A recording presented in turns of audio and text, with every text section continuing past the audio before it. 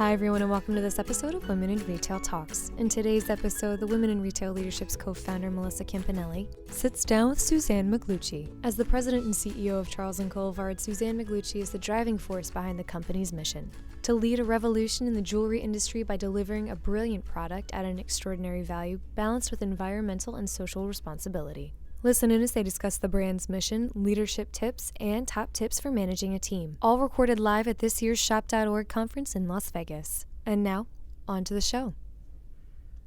So let's talk a little bit about your career trajectory. Sure. So I came sort of up through the ranks as a marketing professional, and mainly in technology.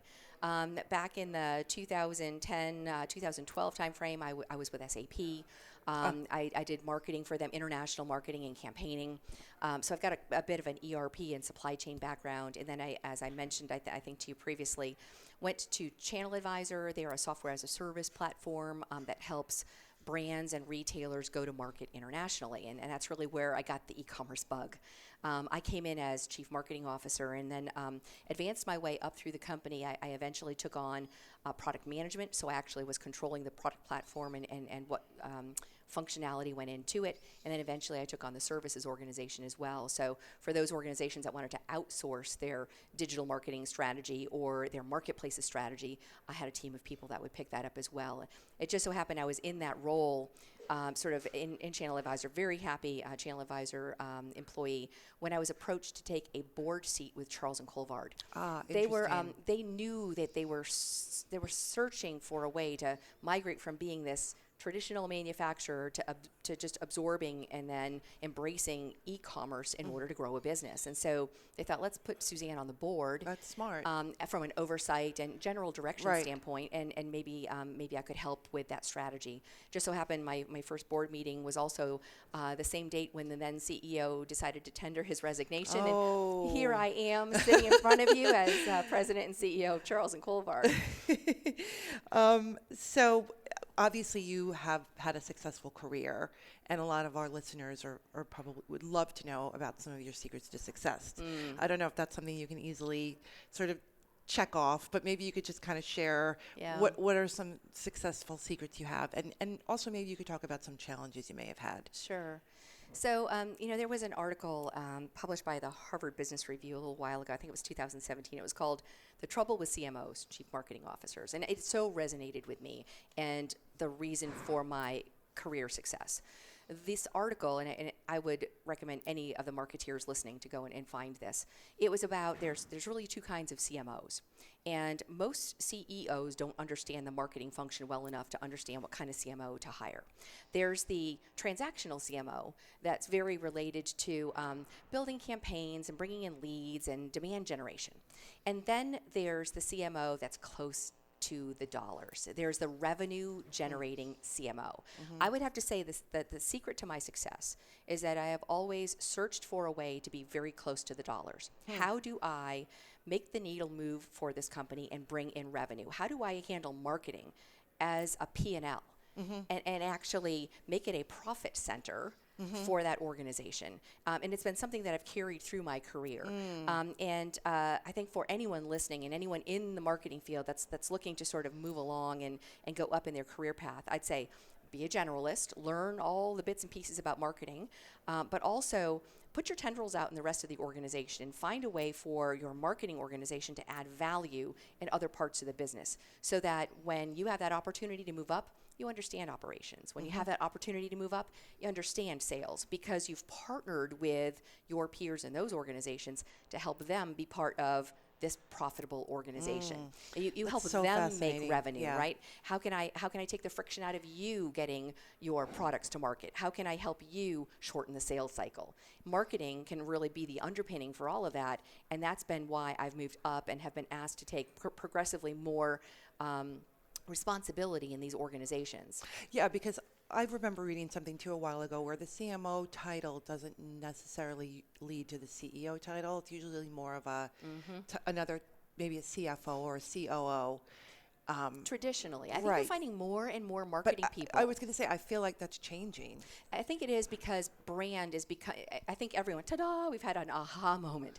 Right. I think so many of us are figuring out it is the brand that brings the consumer. And it's really driven by consumer behavior. These millennials especially, and these emerging Gen Zs are looking for a relationship with brand. Right. And is this brand aligning with who I am? Charles & Colvard is a perfect example. We bring a sustainable product to market. And so she might be searching for an engagement set, but she wants to ensure that it's something that didn't get mined from the earth. Or she wants to ensure that the metals that it's set in are ethically sourced. Right. And so she hunts for that in the brands that she's looking for. Right. For that reason, good marketeers that understand how to create brand and successful brands have the opportunity now to move up in the stack. But you can't do it if you don't know how to make the revenue. Right. So stay close to the money, and I think that's probably one of the biggest secrets to success that I could share. That's hugely helpful, I'm sure, to so many of our listeners. Thank you so much for sharing that. Were there any challenges that you had as a woman moving up, or I don't know. I'd love to say no, but of course I had challenges as a woman, right? You know, and even being in a marketing position, that's a typical female position. So grappling with and wanting to run operations functions was a big ask for the organization. They're used to having generally male figures in those positions. Right. So you have to prove yourself, right? Right. And you claw your way there. But I think one of the biggest challenges I had, and I'll share this with your listeners, it was pay equity. Mm-hmm. You know, we all talk about it, and there's a whole lot of things going on in the industry about ensuring it. But honestly, it's up to the woman to ask for it. Yep. And if you don't know your own value and you can't quantify your value, then I don't know that you have the right to go and ask for it. So what you really have to do is take ownership of what you're great at. And you have to be able to tell your CEO or whom you report to all the great things you've been doing and quantify that. And it goes back to being close to the revenue. I can put a dollar figure on the activities that I've done here and how that moved the needle in our sales. Right. And now for that, I want pay equity, right, because I'm in this role generating this revenue for the company, and I've done my homework, and I know in the region that we live in, CMOs are paid this amount of money, and you go and you ask for it. Right. But if you don't ask, there's no reason for them they're not going to go and volunteer it, right? It's so true. It's all about keeping organized in a way, or being transparent and just knowing your worth and keeping records. Absolutely. And all of that stuff. You know, one of my favorite things when I do a lot of mentoring of female executives, and when I do, I talk a little bit about each and every quarter. Take a moment, even if your company doesn't do quarterly reviews, use it as an opportunity to hit the stop button and look back 3 months and think about all the projects you worked on and all the lovely things that you did, and quantify it and put it on paper. Yeah, exactly. Each and every quarter. Because if you are one of those companies where at the end of the year you do your review, you're going to forget everything you did in quarters 1, 2, and 3. You're going to remember Q4 because it's immediate. But if you write it all down, you will actually be amazed at yourself. And you look back at what you did over that past year, and it feels good. Right. And then when it comes time for that merit increase, you can say, hang on a second, 3% isn't right for me. Look at what I've done for this organization. I'm ready for more. And you're ready to pay me more because I'm bringing you these things. Great. I love it. So let's shift gears once again. Can you talk a little bit about your leadership style? I'm sure you have a lot of folks that report to you, and I personally think of you as such an easy-going person. So my staff does not. I'm a tough leader, I think, in that I'm a rapid fire leader. I will come in with, I am so excited to be at shop.org this week to come away with some amazing ideas. I'm going to bring them all back. And I'm going to talk about all these wonderful things we could do with the company. My job is to bring strategy. And the typical approach is I'm going to bring a lot of these ideas forward, and then I'm going to give them over to my team, and I'm going to let them digest them and figure out what they're going to do with them. I'm going to set the strategy, I'm going to set the big picture, and then it's up to them to go and do the homework and think about it, and then come back and say, you know what, Suzanne, this one's a nice idea, but it's a shiny object right now. What we need to focus on is these ideas over here. So the core strategy here, the leadership style, set the strategy, what things are important. As I said to you, it's important that we double down and grow in the U.S. It's important that we go international. It's important that we have a great technology underpinning so that when people come here and when they want to do cross-border trade, I have a great cross-border trade software platform. I have a great website for them to transact on in their native currency. So I set those sort of parameters. I actually hand out on a quarterly basis goals that are aligned with those parameters, and then I get out of the way. Right. What I really want is to hire people that I can empower and then empower them, because I too am an individual contributor. I need them to go do their jobs so I can come to shop.org and figure out what the next strategy is, so that I can talk with my board of directors to think about other activities that are strategic for the company, or to talk with shareholders. Because we're publicly traded, I have hundreds of people that are wanting to understand what we're doing with their dollars, and they have every right to ask. It's my job to have that interface with them. I shouldn't be in the ranks figuring out what cross-border trade technology is the right one to employ for the company. That's up to my direct reports. Right. That's great. You're giving people freedom, though, in that way, too. It is. I'm coming forward with a lot, and I'm Right. going to make you digest a lot, but then I'm going to take my hands off of it. I'm Right. here for you. The door is Right. open. If you have questions, I'm happy to work with you, partner with you. But if I know that you're not coming to me, it's because you're running with it. Right. And this actually leads into my next question, which is, obviously you're going to want to hire people that you trust. So what are some tips around that? So, I think there's three big characteristics of people that I look for. And again, I'm hiring vice president level, C-level leaders. So 3 big things. Strategic problem solving. So as I come back with these great ideas from shop.org and I hand them over, I need folks that can think strategically and act strategically, and people that aren't afraid to come back and say no to me, right? And that's okay to say no. I'm going to come forward with a lot of ideas, and only some of them are going to stick, but I need those leaders that are going to drive that. Number 2, I need to hire people that have great management skills. And I'm not telling you they have to be great e-commerce people, right? That's not my answer to you. Problem solving and great management, because each of these folks then have staff underneath them, and we need to develop strong workers, and those workers need to have their goals understood, and these workers need to know their career path and their trajectory. Good leaders know how to do that. They also know how to pick the right technologies, but it's really about growing your staff and growing a group of people that feel like, wow, this is the greatest place to work, and I want to stay here, and I have ways that I can grow as a person. The last one comes to, I think, your introduction and your question. I need to hire people with integrity. We're building a brand that is working to be transparent. We're building a brand that we want people to come to because we share principles and ethics with the consumer that we're selling to. The best way to do that is to have people around me that operate with integrity. They're a reflection of my brand, my personal brand. They're a reflection of the Charles & Colvard brand. So I need to know that you're going to, in all cases, act with incredible integrity as you're out there representing the company. And so that would be my big 3. Those are great. 2 more questions. Sure. What's the biggest lesson you've learned at work, and how did you learn it, and what did you get? God, Melissa, there's so many lessons, so many. I'll share a recent one, because being in this CEO role is a first time for me. I've been in it 3 years now, and I have a really important lesson that I've learned here, and it's kind of fresh and recent. We're publicly traded, and so each and every day, people vote with their feet. They're buying into my stock, they're selling my stock. And my stock can do wild and crazy things. Even though we are off creating what we think is the best darn lab-created, branded jewelry company in the world, people may or may not think that the stock is doing what the stock should. And so they buy and they sell. And I have to make sure, my biggest lesson here is that I can't look at the short game and what the stock price is telling me, what the street thinks about what we're doing.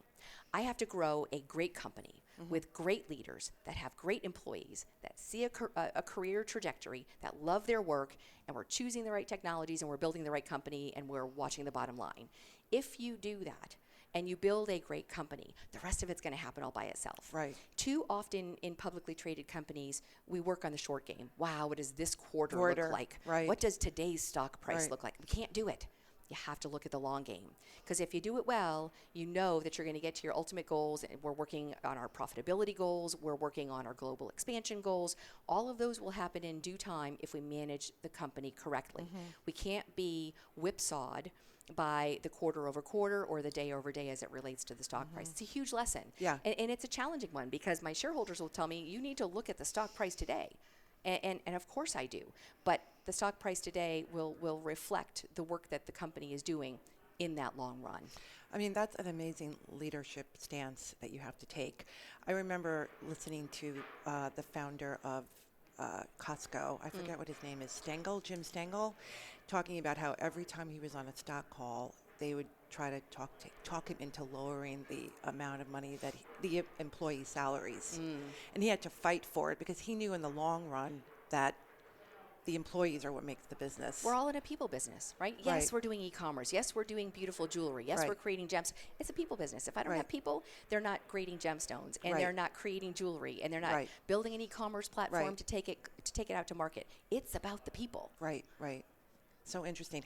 Okay, so the last question: what are we talked a lot about your professional goals. What are some like personal goals that you have for yourself going forward? Sure. This year, or, New Year's resolutions or whatever. So I think maybe it's the influence of being here at Shop. I think I have a new perspective on the market now being a retailer and a brand. For all of my years in history, I've been a technologist and a marketeer in technology companies. For the first time on the other side of the table, and I'm learning what it's like to be a retailer. We're learning what it's like to be a brand. And so in my past life, what I've always done a lot of that I felt was meaningful is as I've given back to the market and the community by way of volunteerism. I think I can do that more. I've not really explored how to do that in this retail market. So, spending some time with shop.org. What can I do with NRF? I spent some time with the Guelph folks at the beginning of this conference, the Global E-commerce Leaders Forum folks. How can I help them with the unique perspective I have of being both a branded manufacturer / retailer and a technologist and a marketeer for that, and what that means for their part of the market. I think that I bring perspective that it's maybe unfair to keep to myself. So how can I share more of that? So I think a little volunteerism is in the short the short strokes for me. Well, we'd love to have you more involved with women in retail. It would be my pleasure, always. So I think that's all we have time for. So thank you so much for joining me here at shop.org, Suzanne. It was wonderful to talk to you again. It was my pleasure, and always fun to see you. Yes, and we'll talk again soon. Thank you. Okay, bye-bye. Bye now. Thanks for listening. For more information on this podcast, be sure to visit our podcast channel page at www.wirlc.com/podcast for show notes. Women in Retail Talks is available on Apple Podcasts and Google Play, but please remember to subscribe to our podcast channel page as well. Thanks, and until next time, this has been Women in Retail Talks.